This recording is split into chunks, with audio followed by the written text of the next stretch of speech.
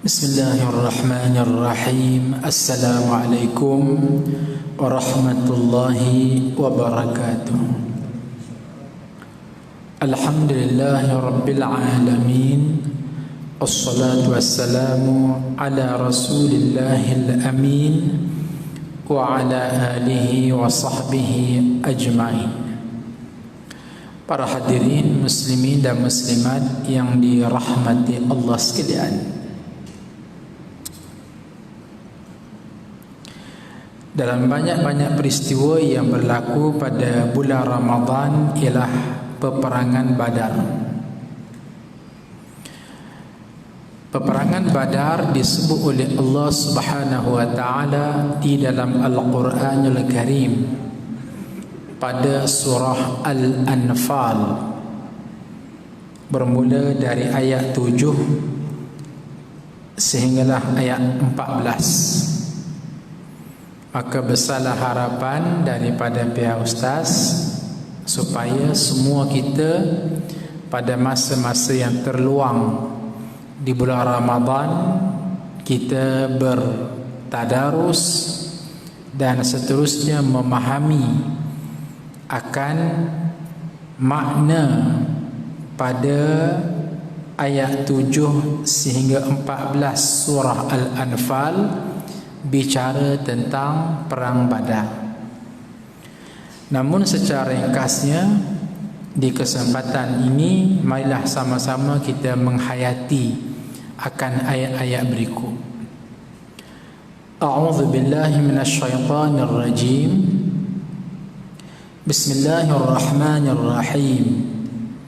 Wa idh ya'idukumullah إحدى الطائفتين أنها لكم وتودون أن غير ذات الشوكة تكون لكم ويريد الله أن يحق الحق بكلماته ويقطع دابر الكافرين.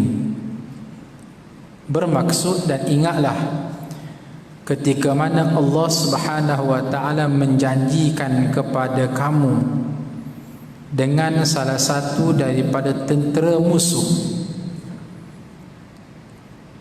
dan kamu bercita-cita untuk bersemuka dengan musuh yang tidak ada kekuatan, sedangkan Allah Subhanahu wa taala mencaturkan kamu agar bersemuka dengan musuh yang ada kekuatan, bertujuan untuk Allah membuktikan kebenaran itu kebenaran dan seterusnya mengalahkan orang-orang kafir.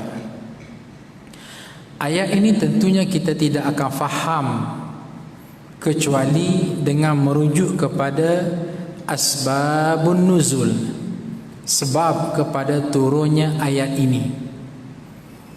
Perang Badar ia sangat berkait dengan awal-awal hijrah Rasulullah sallallahu alaihi wasallam bersama dengan para sahabah radhiyallahu taala anhum daripada Mekah ke Al-Madinatul Munawwarah.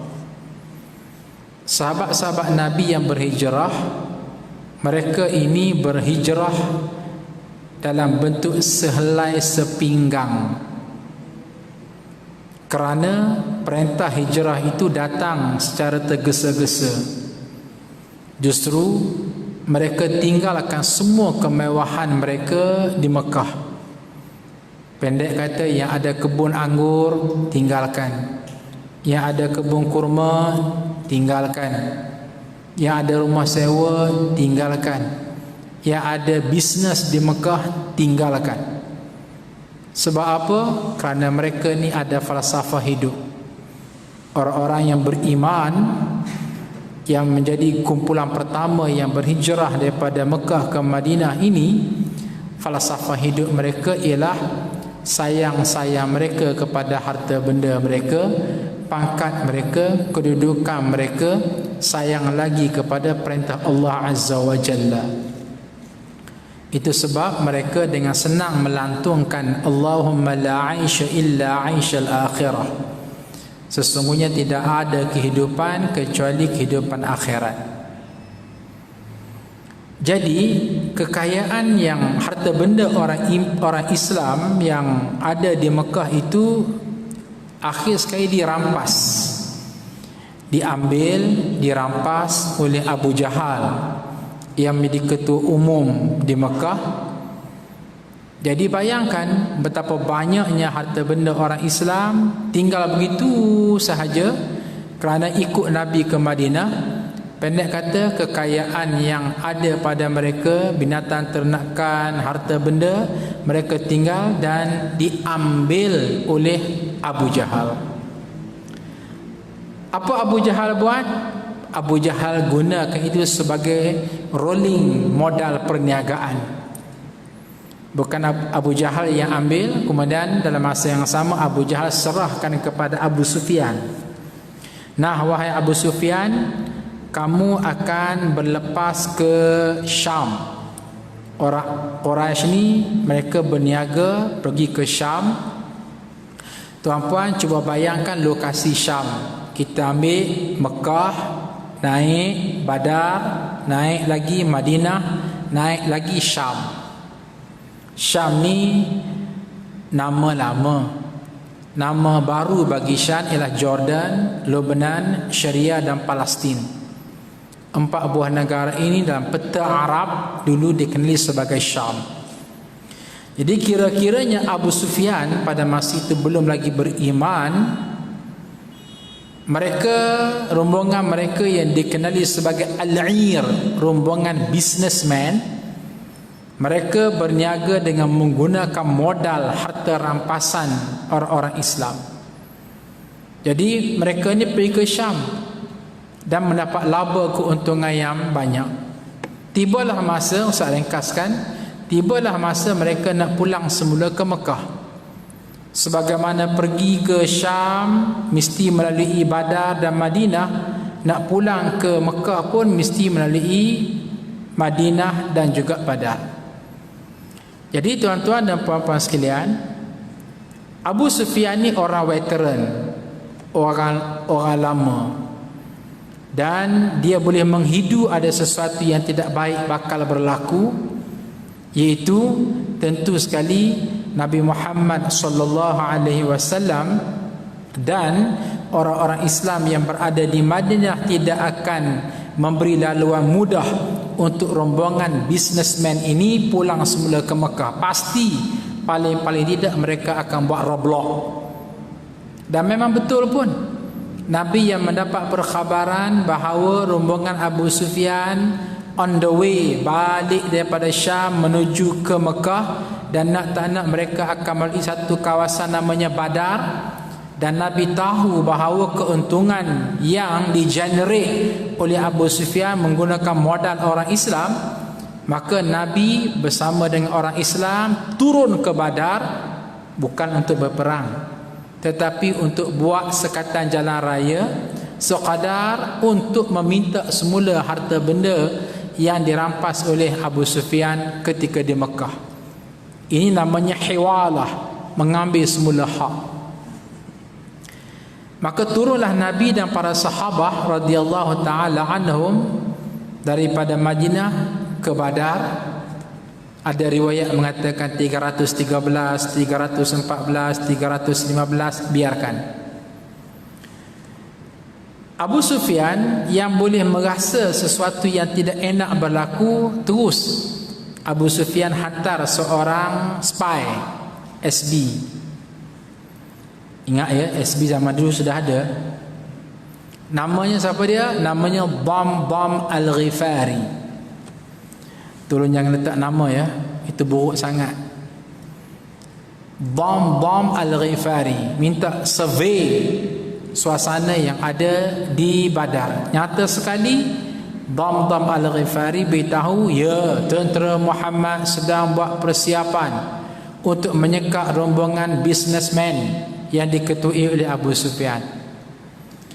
Maka Abu Sufyan, hadirin sekalian, tidak tunggu lama, terus mengutus satu utusan special ke Mekah, dan mesejnya disampaikan kepada Abu Jahal, minta supaya Abu Jahal segera bawa angkatan tentera lengkap bersenjata. Sebaik saja kamu membaca surah ini ke mana? Ke Badar, untuk mempertahankan rombongan bisnesmen ini. Sebab rombongan Abu Sufyan bukan rombongan perang, ini rombongan bisnesmen. Pakai coat, pakai jaket, pakai tie, takkan nak perang ni. Abu Jahal yang menerima mesej daripada rakannya Abu Sufyan bersorak, inilah dia peluang untuk aku bunuh Muhammad. Maka tak sampai 24 jam berjaya disiapkan 1,000 tentera kufar daripada Mekah turun ke Badar untuk berperang dengan orang-orang Islam.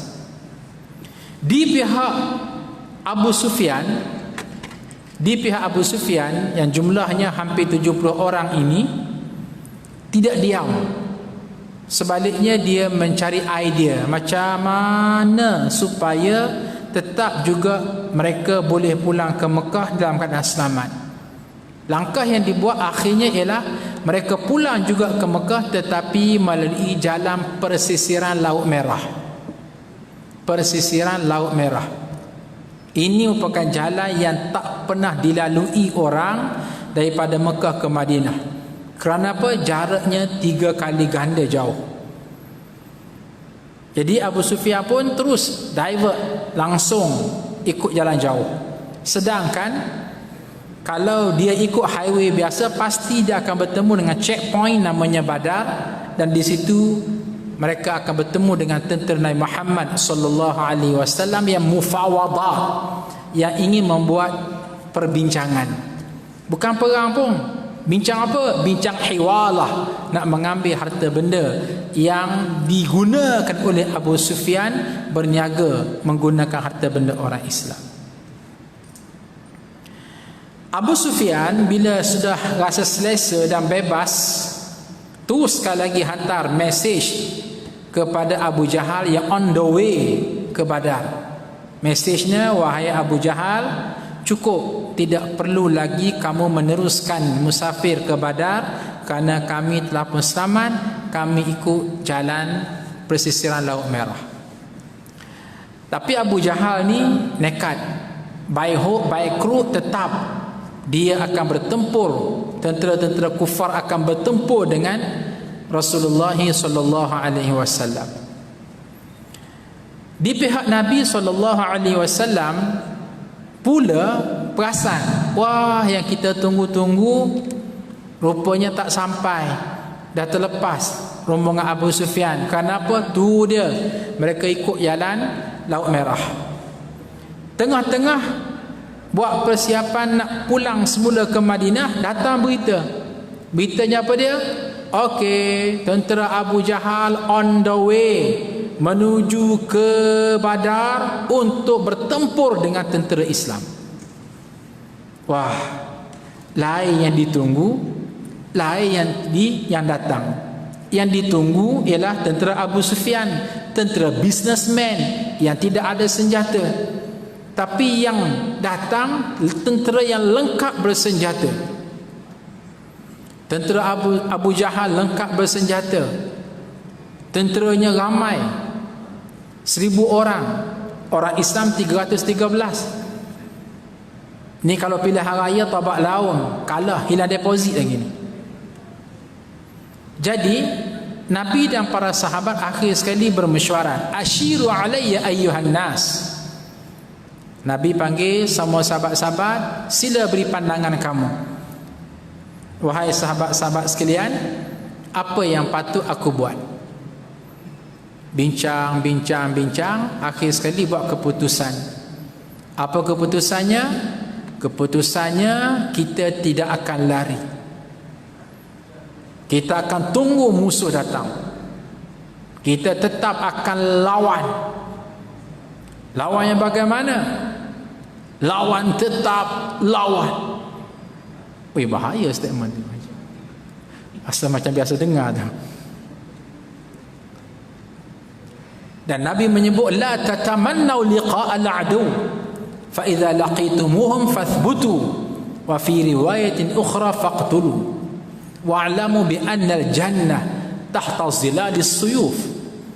Jangan kamu bercita-cita untuk bertempur dengan musuh, tapi ingat, jika musuh mara untuk bertempur dengan kamu, fasbutu, kamu mesti tegak, tunjukkan kita sebagai anak jantan. Dan ingatlah, sesungguhnya syurga berada di bawah kilauan mata pedang. Inilah dia hadirin sekalian latar belakang kepada ayat 7 surah Al-Anfal. Baru masuk tajuk perang Badar. Tadi muqaddimah tu. Apa pun masa tinggal 3 minit saya lagi. Haji Fadil, kalau masa singkat jangan jemput ustaz. Ke kanan tidak, ke kiri tidak. Jadi ayat ini menyebut wa idh ya'idukumullah ihda ta'ifataini. Allah menjanjikan kepada kamu wahai Muhammad dengan 2 tentera musuh. Yang mana annaha lakum wa tawadduna anna ghaira dhati syaukah. Memang wahai Muhammad, kamu bercita-cita untuk bertempur dengan musuh yang tidak ada kekuatan, yakni rombongan perdagangan Abu Sufyan. Wa yuridullahu an yuhaqqal haqqa bikalimatihi. Sedangkan Allah Azza wa Jalla caturkan supaya kamu bertempur dengan tentera yang syarat bersenjata, tentera Abu Jahal, bukan untuk menyusahkan kamu. Tujuannya apa dia? Wa yaqta'a dabiral kafirin, untuk kamu menumpaskan akan orang-orang kafir. Baik, hadirin sekalian, bila buat keputusan bahawasanya akan duduk di Badar tunggu musuh datang. Peristiwa ini bila berlaku 15 Ramadan. Hari Rabu 15 Ramadan, hari Khamis 16 Ramadan, hari Jumaat 17 Ramadan. Maka dalam tempoh bermula daripada hari Rabu, Khamis, Jumaat, ini merupakan persiapan logistik yang dibuat oleh Rasulullah sallallahu alaihi wasallam dengan para sahabat radhiyallahu taala anhum, persiapan untuk bersemuka dengan tentera musuh Abu Jahal yang lengkap bersenjata. Jadi persiapan itu memakan masa selama 3 hari. Maka kita biarkan Rasulullah sallallahu alaihi wasallam dan para sahabat membuat persiapan tersebut. Adapun kita akan beri tumpuan untuk solat isyak dan solat tarawih terlebih dahulu. Sekian, bukan apa dah maksud isyak lah. Sekian, wabillahi taufiq wal hidayah. Assalamualaikum warahmatullahi wabarakatuh.